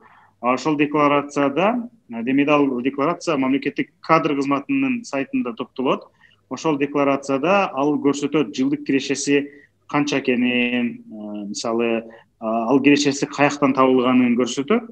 Мисалы мамлекеттик ипотекалык компаниянын жетекчиси ошол жерге айлыгын көрсөтөт, аны мындай жашыра албайт да. Башка мындай мыйзамсыз жол менен тапкан байлыктарын чиновниктер жашырышы мүмкүн, бирок айлыктарын көрсөтүшөт, анткени ал бухгалтерия аркылуу өтөт да. Анан ошол жерден демейде биз 12ге же 13кө бөлүп туруп бир айлык айлыгын же бир айлык ошол мекемеден тапкан кирешесин билип койсок болот. Жакшы, суроо түшүптүр жазуу боюнча. Фейк фото же жалган маалымат тараткан журналисттер көбөйүп, ММК өкүлдөрүнүн аброю түшүп жатат. Буга кандай чара көрсөк болот дейт. Эми бул жалпы жонунан берилген суроо экен. Эми буга чара көрүү үчүн биз колдон келишинче медиа уюмдар аракет кылып атабыз. Бизде эгерде билсеңер, эгерде ошондой жалган маалыматтарды же туура эмес маалыматтарды чагылдырган жалпыга маалымдоо каражаттары болсо, бизде комиссия бар, ЖМКлардын үстүнөн даттанууларды караган комиссия бар. Мына ошол комиссияга кайрылсаңыздар болот. Бирок комиссия бул сот органы эмес, прокуратура эмес, жана тергей турган, тескей турган кандайдыр бир көзөмөлдөй турган орган эмес. Бул жөн гана жөнгө сала турган орган, орусча айтканда саморегулирующий деп коет, мындай биздин кесиптештерди этикалык кодекстин негизинде кандайдыр бир нукка салып тартипке чакыруу аракетин көргөн комиссия болуп эсептелинет да. Ошол аркылуу жөнгө салсак болот. Экинчи жолу бул бардыгы биздин өзүбүздүн колубузда. Биздин журналисттер биримдикте, тилектештикте болсок, ошол нерселерди бир нукка салсак болмок. Бирок тилекке каршы ЖМК, жеке менчик ЖМКлар көп. Ар кимдин өзүнүн баягы жүргүзгөн саясаты бар, ошого жараша иш алып барат. Андыктан ошондой жагдайлар көп болуп атат. Андан кийин Бекбосун Муратбек уулу деп суроо бериптир. Элет жеринде тагыраагы бир айылда эмнелерди изилдесе болот? Мисалы сиздин оюңуз дейт. Ушуга эле окшош дагы бир суроо бериптир. Элнура Төлөнбай. Мөөнөт өткөн дары-дармектер көп сатылууда. Бул боюнча иликтөө жүргүзө алабызбы? Дептир. Албетте жүргүзө аласыз. Мөөнөт өткөн дары-дармекти иликтеш үчүн барасыз. Ошол жерден дарыны сатып аласыз. Мөөнөтүн карайсыз, эгер өтүп кетсе, мына өтүп кетипти деп сатуучудан сурайсыз, кайдан алдыңыз? Сатуучу айтып берет, бул жактан алдым, кайсыл датада алганы, анан ал жакка барып ал кайдан алганын ошентип эле териштирип келгенде эле чыгып калат да. Анан айыл жергесинде муну да иликтесе болот. Айыл жергесинде элге эмне кызык болсо, элди эмне түйшөлтсө, ошол теманы иликтесе болот. Албетте. Мындай журналист катары иликтөө кандайдыр бир кылмыштуу окуяларды иликтөө кыйынга турар балким, ал эми милициялардын иши да. Бирок мүмкүнчүлүк болсо албетте аны сиз да иликтесеңиз болот. Анан негизи эле айыл жергесинде иликтей турган маселе ушул эле айыл өкмөтүнүн ишмердиги деген биринчи орунга чыгат да. Суроо салганда кандай ишмердик жүргүзүп атат, айылда топтолгон каражат же бюджеттен бөлүнгөн же элден чогулган салык ал жергиликтүү өз алдынча башкаруу органы эмеспи? Кандай жумшалып атат, кайда кетти? Айыл өкмөт болуп шайлангандан кийин үйү кандай өзгөрдү? Балким шаардан квартира алдым деп мактанып айтып атат бир жерден, аны текшериш керек. Машинеси өзгөрүп кетти балким деген сыяктуу да. Эми мындай айылда билинет эмеспи? Күн бирөө машина алса дароо көрүнөт деген сыяктуу. Ушинтип эле текшерсе болот, ушинтип эле мындай иликтесе болот. Баардыгыбыздын колубуздан келет иликтөөчү болуш. Бул үчүн атайын бир институтту бүтүп же атайын бир өнөргө ээ болуунун кереги жок. Акырында ушинтип бири бирибизди үйрөтүп атып, билбегенибизди бири бирибизден сурап атып эле иликтеп майдадан чоңго карай иликтөө жүргүзө беребиз. Коррупционердин чоң кичинеси же коррупциялык кылмыштын чоң кичинеси болбойт. Анын баардыгы элге зыян. Ошол иликтөөчүлөрдүн катары канчалык көбөйсө, биз канчалык көбөйсөк, коррупционер ошончо азаят деген менде ишеним бар. Бул жерде дагы суроо беришиптир. Иликтөө учурунда укук коргоо кызматкерлери тарабынан куугунтук же коркутуулар болсо кайда кайрылуу керек? Кандай чечүү жолу бар? Журналист жалгыз калат мындай учурда дейт. Дагы бирөө суроо берип. Сөзсүз түрдө биринчи өзүнүн Муратбек деп кээде бир күнөөсүз врач деле ар тараптан чабуулга алышат. Биз кантип анын чындыгын далилдөөгө катыша алабыз дейт. Эми бул абстрактуу суроо экен. Эми күнөөсүздүгүн аныкташ үчүн ошону териштирип, мындай сурап, анын пикирин угуп, айыптагандардын пикирин угуп, башка адамдардын пикирин угуп, мындай салыштырып анан тактаганга туура келет да. Эми чындык бир эле кишинин оозунан айтылып аткан сөз чындык болбошу мүмкүн да. Кийин ортодон бир жыйынтыкты чыгарасыз. Андан мурунку суроо жанагы кооптуу, мисалы же мамлекеттик органдар тарабынан куугунтук болгон учурда кимге? Жеңишгүл деген эстешибиз бериптир ошол суроону. Кылуу керек. Сөзсүз түрдө биринчи өзүңүздүн, анан албетте журналисттердин укугун коргогон уюмдар бар. Ооба, жеңишгүл. Журналисттердин укугун коргогон уюмдар бар, адвокаттар бар, укук коргоочулар бар дегендей. Эгерде мамлекет, эгерде сизди коргошу керек болгон тараптардан сизге куугунтук болсо, аны ошол өзүңүздүн дегенде редакцияңызга, анан журналисттердин укугун коргогон тараптарга кайрылып, мындай коомго алып чыгуу керек. Журналисттин таянычы акыр аягы бар эле карапайым калың элге алып чыгыш керек. Анан элге алып чыгып, мына ошол укук коргоо органдарынын жоосунсуз же мыйзамсыз аракеттерин көрсөтүп берүү керек. Ошону менен олуттаса болот. Анан албетте сотко кайрылыш керек. Мындай олуттуу эле болуп баратса, сиз аларды сотко бергенге 100% акылдысыз. Жакшы, мен да кошумчалай кетейин. Ооба, медиа уюмдар бар. Бул журналисттердин укугун коргой турган Институт медиа полиси деген бар. Укуктук жактан сиздерге коргоо көргүзөт. Андан сырткары биздин уюмдагы мониторинг жүргүзүп келет. Мисалы, журналисттердин укук бузуулары боюнча, ЖМКлардын укук бузуулары боюнча. Мисалы, мына бизде ушу 2-3 жыл болуп калды, 3 жылдан ашып калды. Ушу журналисттик иликтөө жаңыдан бутуна туруп баштаганда биз дагы өзүбүздүн салымыбызды жумшап, бизге ушу Али дагы өзү баштаганда, Ыдырыс да журналисттик иликтөөлөрдү баштаганда көптөгөн маселелер жаралган. Ошол учурда Институт медиа полиси, журналисттер коомдук бирикмеси дагы көптөгөн медиа уюмдар колдоо көрсөтүп, ошонун негизинде билдирүүлөрдү таратып, расмий бийлик өкүлдөрүнө бут тосулбаш керек деп ошондой негизде колдоо көрсөтүлгөн да. Убакытты албайын, биякта дагы суроолор бар экен. Айзат Камчыбекова деген суроо бериптир. Матраимов абдан криминал адамго. Иликтөө учурунда корккон жоксузбу деген суроо бериптир. Андан кийин дагы Элнура Төлөнбай кызы деген Али мырза, биз фактыга гана таянып иштейбиз. Иликтөөнүн негизи жогору жака, башка айтканда борбордогу башкармалыкка келип такалат экен. Бул боюнча сизге кайрылсак жардам бере аласызбы дейт. Кечиресиз, мен Элнура Төлөнбай кызынын суроосун укпай калдым. Жанагы Биринчи Айзат Камчыбекова деген Матраимов абдан криминал адам экен. Иликтөө учурунда корккон жоксузбу деп Айзат Камчыбекова жооп берип атат. Ооба, биз ошол бажыдагы коррупция, Кыргызстандан акча алуу схемасын иликтеп атканда, анын баш каармандарынын бири Матраимовдордун тарабынан, кыз деген адамдар тарабынан коркутуулар болду. Анан аңдуулар да болгон. Андан сырткары ошол эле Матраимовдордун жанында жүргөн мурдагы бажычы Алини Прагадан өлүп тирүү алып келесиң деген буйрук берген мага деп айтып чыкты. Эми мындай нерселер бизди коркута албайт, албетте. Биз ага карабастан иликтөөлөрүбүздү мына аягына чыгардык. Албетте, кыңыр иши ачылып калат, мындай биздин кылмышты элге алып чыгып, андан ары бизди жоопко тартылууга мүмкүнчүлүк жаралып калат деген коррупционерлер сиздин оозуңузду басууга аракет кылышы мүмкүн. Мындайда өзүңүз чечим кабыл аласыз. Иликтөөнү улантасызбы же иликтөөнү улантпайсызбы? Биз иликтөөнү улантабыз деп чечим кабыл алдык. Андан кийин Элнура Төлөнбай кызы суроо берип атат. Али мырза, биз фактыга гана таянып иштейбиз. Иликтөөнүн негизи жогору жака, башкача айтканда борбордогу башкармалыкка келип такалат экен. Бул боюнча сизге кайрылсак жардам бере аласызбы дейт. Сөзсүз түрдө кандайдыр бир маалыматтарыңыз, колуңузда далилдүү фактыларыңыз болсо, ошону чыгарганга, эми ушул иш мындай кылмыштуу болгон, кандайдыр бир мыйзам бузуу болгон деп сиз кандайдыр маалыматтарды топтосоңуз, бизге кайрылыңыз, жардам беребиз колубуздан келишинче. Андан кийин Нургелди деген суроо берип атат. Иликтөөчү журналисттерди тарбиялоочу атайын бир чакан мектеп ачса болобу дейт. Сөзсүз түрдө болот. Биз азыр кесиптешим, тандемдешим Болот Темиров экөөбүз мына ушул маселенин үстүндө ойлонуп жатабыз. Биздин тандем ошол иликтөөчү журналисттерди мындай кеңири тарбиялап чыгуу жагында караштырат. Андан сырткары Клод медиа мекемеси дагы ошондой мектеп ачып, менин билишимче, журналисттерге иликтөөнүн сырлары боюнча үйрөтүп келишет. Андан кийин биздин баракчага жазылгыла деген маалымат келип түштүр.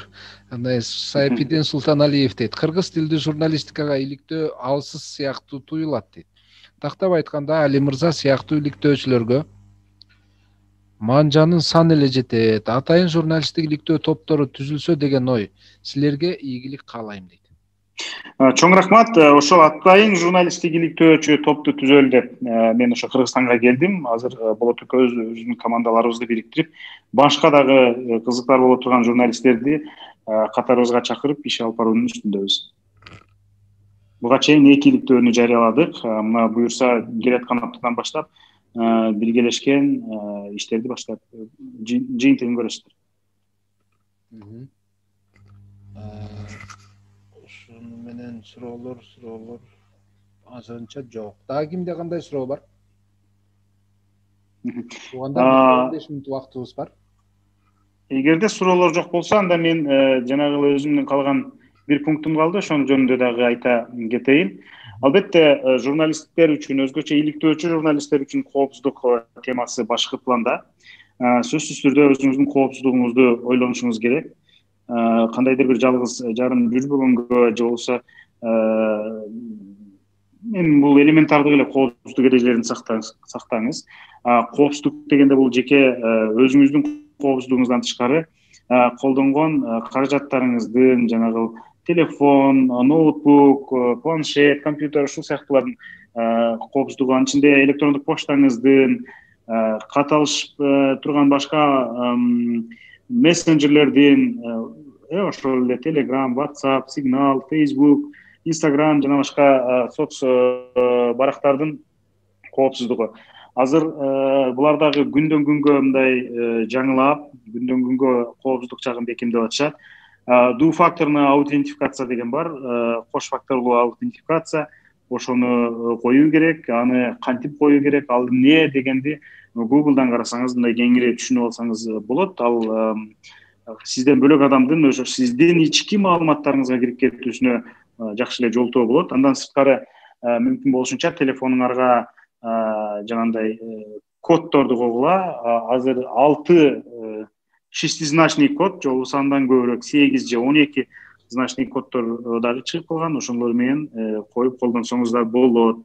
Анан мүмкүн болсо пароль койгондо, код койгондо кандайдыр бир жеңил 1 2 3 4 5 6 7 же 7ден 7 жолу же ушул сыяктуу койбой, өзүңүз эстеп кала тургандай бирок татаал комбинациялар менен иштегениңиз абдан жөндүү. Мисалы атаңыздын атын жазып койбошуңуз керек парольго, же апаңыздын атын жазып койбошуңуз керек дегендей баш тамгалар менен жазылган. Андан сырткары жанагындай түрдүү символдор, жанагы тире же болбосо илеп белгиси жана башка символдор менен же сандар менен аралаштырып ушундай пароль койгон мындай абдан надежный болот да, коопсуз болот. Мен сиздерге ошондой кеңешти беремин. Анан булактар менен иштегенде дагы өзүңүздүн булактарыңыз тууралуу, ошо маалымат булагыңыз тууралуу башка бирөөгө айтпашыңыз керек. Таптакыр маалымат булагын өзүңүздүн редакторго дагы ачпай койсоңуз болот, бирок сөзсүз түрдө булагыңыз ишенимдүү болуш керек. Сиз ал маалымат булагыңыз ким экенин жада калса сотто дагы айтпай коюуга акылуусуз.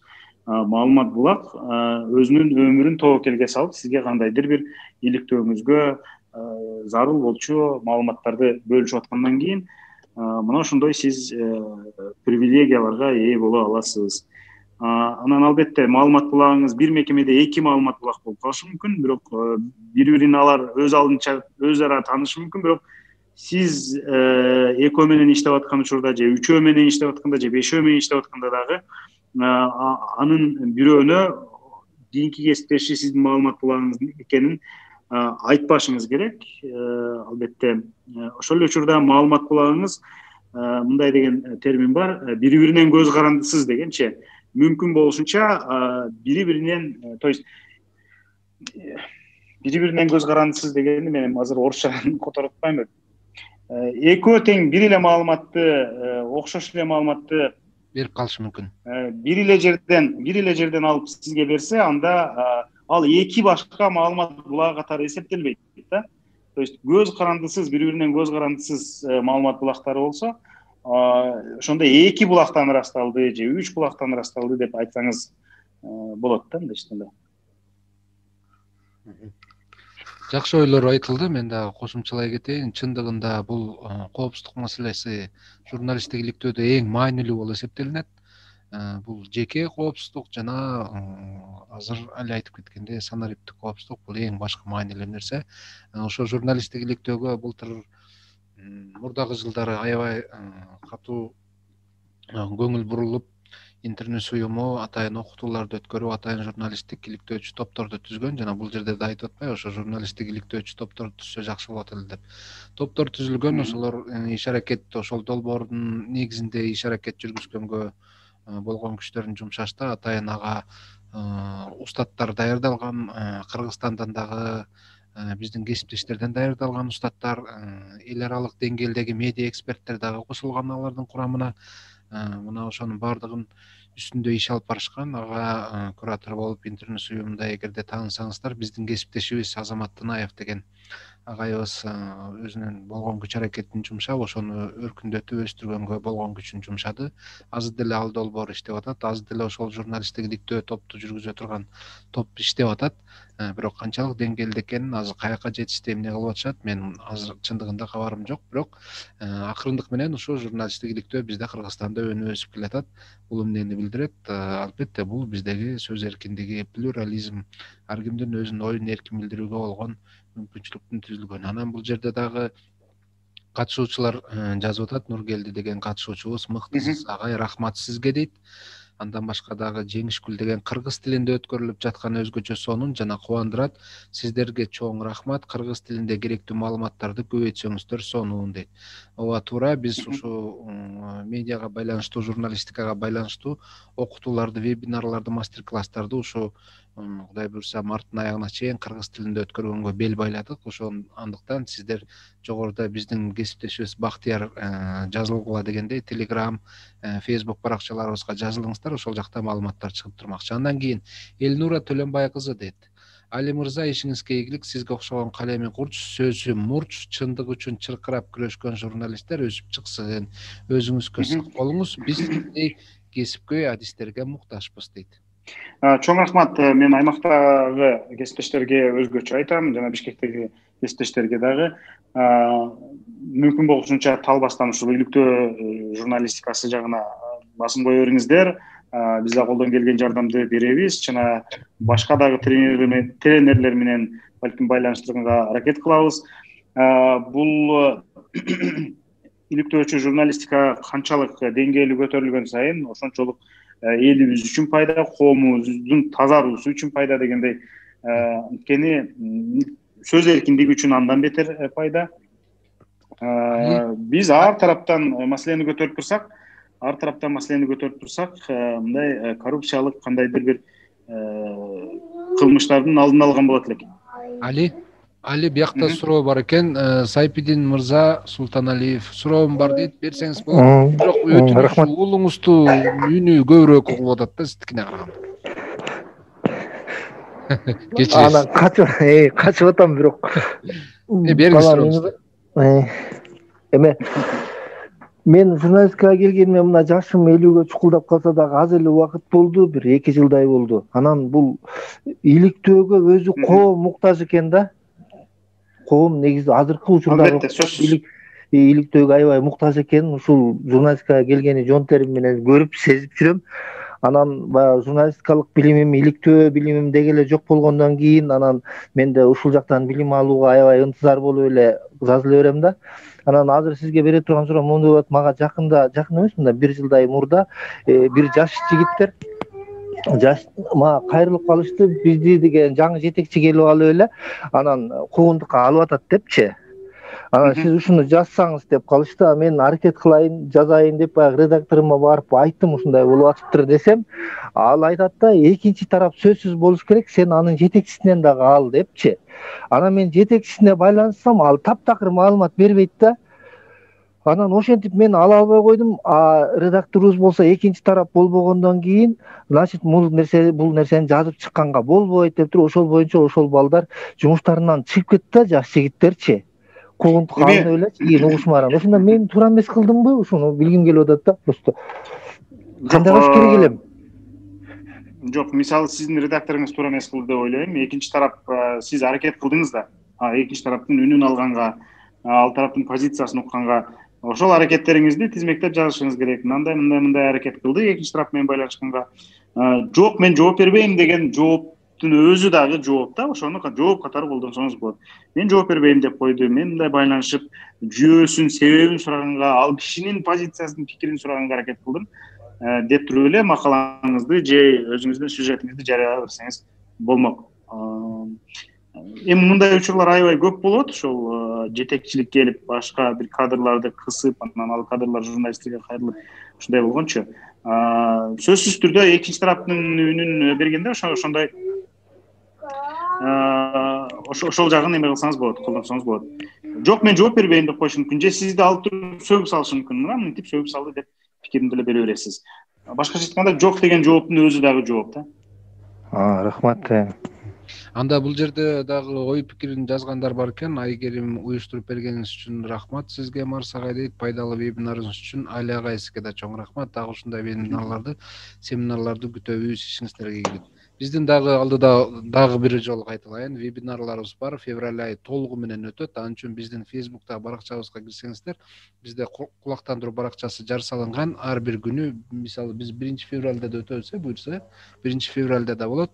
Андан сырткары бул жерде Айгерим деген катышуучубуз колун көтөрүп атат. Айгерим, биз сизди угуп атабыз, сурооңуз болсо берсеңиз болот. Айгерим. Айгерим. Кол көтөрүп өз аларды болуп калды окшойт. Дагы суроолор болсо күтөбүз. Саламатсызбы? Көпчүлүк учурда журналисттер иш учурунда кысым көрсөтүлөт. Ошол эле общественный жерлерде болсоңуз, закон боюнча уруксат суроо аларда милдеттүү эмес го. Биздин кээ бир мекеме жетекчилери качан кандай жол менен түшүнүшөт? сиздин оюңуз кандай бул боюнча дейт. Мисалы жана коомдук жайларда, соода түйүндөрдө же дагы башка бир жерлерде съемка кылып аткан учурда же интервью алып аткан учурда тыюу салган жагдайлар болот го, мына ошол боюнча экен суроо. Адетте бирөөнүн жеке менчигине кирип өз билгениңизди кыла албайсыз, бирок коомдук жай болгондо сиз журналисттик ишмердигиңизге эч ким тоскоолдук кылбашы керек. Эми аны түшүнгөнү да бар, түшүнбөгөнү андан көп. Бирок ал түшүнбөгөнү аны мындайча айтканда жоопкерчиликтен куткарбайт да. Сиз өзүңүздүн ишиңизди кыла бересиз. Эгер тоскоолдук кылса, сизге залакасын тийгизсе, аны албетте ошол камераңыз менен чагылдырыңыз, диктофонуңузга жаздырыңыз, андан дагы ашып күч колдонуп баратса, сөзсүз укук органдарына кайрылыңыз. Жакшы, Канышай сурооңуз бар экен, микрофонду күйгүзүп алсаңыз. Саламатсыздарбы? Менин атым Канышай Шаршай кызы. Мен Кочкор районунда кабарчы болуп иштейм. Бир мамлекеттикте, бир жеке менчик ЖМКларда. Мен айтайын эми ошо жогоруда суроо беришти го, ошол боюнча да айрым учурда ошо журналисттерге дагы кысымдар дагы көрсөтүлөт. Мисалы бир маалымат даярдасаң, ошол учурда аябай ажиотаж болуп, Алия айткандай, элдин кызыгуусун, элдин мындай аябай муктаж болуп аткан учурда бир маалымат даярдасаң, айрым учурда ошо жетекчиликтер тарабынан, бийлик тарабынан ушундай журналисттерге кысым көрсөтүүлөр болот да. Анан мына ошондой учурларда эмне кылыш керек? Ал гана эмес, кээде ушул жолдошуңдун жумушуна чейин кийлигишип, аны чакыртып, сенин аялың ушинтип атат, аны күйөөм деле чакыртып, жолдошубузду гана чакыртып калбай, анын жетекчисинен бери, начальнигинен бери чакыртып, ушундай учурлар болуп келет. Мына коомдук жайларда эле эмес. Бул абдан туура эмес көрүнүш, ооба. Анан сурайын дегеним, айрым учурда ушул бизди колдогон эч ким жок болуп калат. Жок, сизди колдогон тараптар бар. Сизди биз колдойбуз. Колубуздан келсе бүт баардык жардамды бергенге даярбыз. Социалдык сайттарга жазабыз, башка дагы маалымат булактарына жазабыз. Эгер кандайдыр бир чиновник сизге ылдык көрсөтүп атса, сизге ошол ишмердигиңизге тоскоол болуп атса, ачык айтып чыгыңыз. Мына эл бар, соц медиада азыр баардык маалымат тез жайылат. Андан сырткары Марс байке сыяктуу башка медиа уюмдар бар, адвокаттар бар, бекер кандайдыр бир укугуңузду коргоп беришет. Ошол адвокаттар, медиаларды колдогон адвокаттар. Анан албетте өзүңүз дагы тың болушуңуз керек, эч кандай ага жол бербеңиз. Эгерде бир жолу жол берсеңиз, кийлигишүүгө, экинчи жолу дагы болот, үчүнчү жолу анан ал мындай сансыз ирет улана берет да.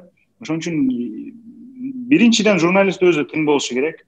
Журналист өзү тың болуп, мүмкүн болсо редакторуна дагы айтып, бул маалымат туура, бул маалымат мындай, бул маалыматты чыгарышыбыз керек деп редактордун цензурасынан дагы аттап өтө турган болуш керек. Сизге оозуңузду ошо өзүңүздүн редакторуңуз, өзүңүздүн жетекчиңиз дагы басып салбашы керек да. Эгерде айлык акымды бербей коем же жумуштан айдап ийем деген сыяктуу менен кандайдыр бир сиздин маалыматыңыздын чыгышына жолтоо болсо, ал редактордун өзүн жоопко тартыш керек болсо. Ал Кудай эмес. Мен кошумчалай кетейинби? Канышай, биз сиздин окуяңызды билебиз. Бизде мониторинг бар. Ошого биз маалымат келип түшкөн, эсиңизде бар, сиздин ошол бул жакта иштеген редакцияңызга биздин кесиптешибиз, менин кесиптешим Марат агай байланышып, анан сиздин маселеңизди чечүүгө аракет кылганбыз. Биз ал жакшы мынакай билебиз, кандай болгонун, жолдошуңузду ким чакырганын, жана бизге дагы кайсы редакциядан чыгып эмне дегенин баардыгын биз билебиз. Андыктан биз айтып атпайбы, мына Али да айтпадыбы, биз медиа уюмдар бар, мына ошонун баардыгы аракет кылат. Бирок мындан сырткары дагы айта кетчү нерсе, жалпы ушу биздин кесиптештерге, албетте бул жерде жаш журналисттер да көп экен. Эң биринчи кезекте биз ушул журналисттик ишмердүүлүккө келатканда, эң биринчи кезекте бул биз өзүбүздүн этикалык кодексибиз бар 23 турган. Албетте бул эми чоң нерсе эмес, бирок ошонун негизинде иш алып барсак туура болот. Экинчиси, юридикалык сабаттуулугубузду көтөрмөлөп алышыбыз керек. Бул албетте юридикалык жактан кандай мыйзамдар бар, журналисттин укуктары кандай, милдеттери кандай дегендерди ошолорду бир сыйра барактап коюшубуз керек да. Мына ошолордун баардыгын биз жатка билсек, ошол эле жергиликтүү мамлекеттик кызматтагы жетекчилер өзүнүн кабинетине чакырып алып суракка алганда, ошонун негизинде жооп берсеңер, ал эчтеке кыла албайт силерге. Башкача эч нерсе дей албайт. Жөн эле унчукпай эле сизди кайра узатып ийиши мүмкүн. Болгону мыйзам деле айтыш керек. Менин мыйзамдын негизинде мына мондай мен ишмердүүлүктү жүргүзөм.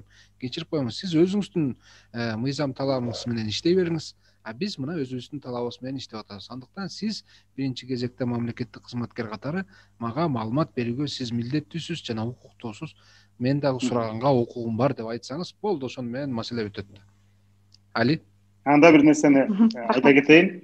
Кээ бир учурда мага бир-эки суроо берилген да буга чейин мындай да. Кээ бир учурда ошондой чиновниктер журналисттерге кол көтөргөн учур бар. Кээ бир учурда акча сунуштаган учур бар, кээ бир учурда опузалаган учур бар да. Анан кол көтөргөн учурда сиздин иш жериңиз сынбай калды, көгөрбөй калды, мен нормальный эмин деп кетип калган туура эмес. Кандай гана болбосун, кол көтөрдү, түртүп жиберди, бул зомбулук. Муну дароо фиксация кылып, дароо ошол жердеги күбөлөрдү карап топтоп сиз мындай маалымат беришиңиз керек бул тууралуу. Мен эч жерим көгөргөн жок, чийилген жок деп мындай эчтеке болгон жокмун деп кетип калуу бул туура эмес. Ал бул кийин дагы сизге каршы кылмыштардын жасалышына жол ачат. Экинчиден, акча сунуштоо, чай ичели, анан дагы бир нерсе берейин, белек берейин дегендин баардыгы бул басым да, бул мындай эчтеке жагымдуу басым деп койсок болот. Жагымдуу же балким бирөөгө жагымсыз деген. Эми басым да, акча сунуштоонун өзү дагы же болбосо коркутуунун өзү дагы бул басым. Кандай жол менен гана болбосун сиздин ишмердигиңизге тоскоолдук кылып, ошол оозуңузду жабуу аракети. Мындайга жол бербегенге чакырам. Урматтуу кесиптештер, урматтуу достор, урматтуу мекендештер, биздин убактыбыз тилекке каршы бат эле бүтүп калыптыр. Жаңы эле башталгандай болот эле, бирок биз токтотууга аргасызбыз, анткени убакыт ченеми бар. Ар бирибиздин өзүбүздүн болжогон жумуштарыбыз бар. Азыр өтүнүч, баардыгыңыздар күйгүзүп койсоңуздар видеону биз сүрөткө тартып алалык. Мүмкүн болсо, өтүнүч. Нурпаяз, Жеңишгүл, Айзат, Redmi Note 8 Pro дейт, аты жок экен, бирок Диларам, Ширин, мүмкүн болсо күйгүзүп койсоңуздар. Жеңишгүл, саламатсыңар, кандайсыңар? Гүлсара. Сизге чоң рахмат. Бүгүн жакшы мүмкүнчүлүк болду. Мен ойлойм, мындай жолугушууларды мындан ары дагы мүмкүн болсо мындай тез өткөрүп турсак, биз бири-бирибиз менен сүйлөшүп турсак, дем берип турсак, анда абдан жакшы болот. Жакшы. Мен дагы өзүм ыраазычылык билдире кетейин. Али, убактыңды бөлүп, ошо биздин кесиптештерге тажрыйбамды бөлүшөм деп, убакытты 1,5 саат убакытты бөлгөнүңө ыраазычылык билдиребиз. Ишиңе ийгилик каалайбыз. Бар бол, сак бол. Өзүңө дагы сак бол, үй бүлөңө да сак бол. Анан албетте сен керексиң коомго, жеке эле журналисттерге эмес, жалпы коомго. Анткени себеп дегенде сенин аркаңда ишенген, сага ишенген биздин мекендештер бар. Анан жалпы биздин кесиптештерге болсо баардыгыңарга ишиңерге ийгилик каалайм. Рахмат, ушул убакыт бөлүп 1,5 саат бою Али менен Марс журналисттик бүттөлөр боюнча убакыт бөлүп аттырып кирип биз менен болгонуңуздарга бар болуңуздар. Өйдө кырсыктан тышкары болгула дагы ишиңерде ийгилик коштосун.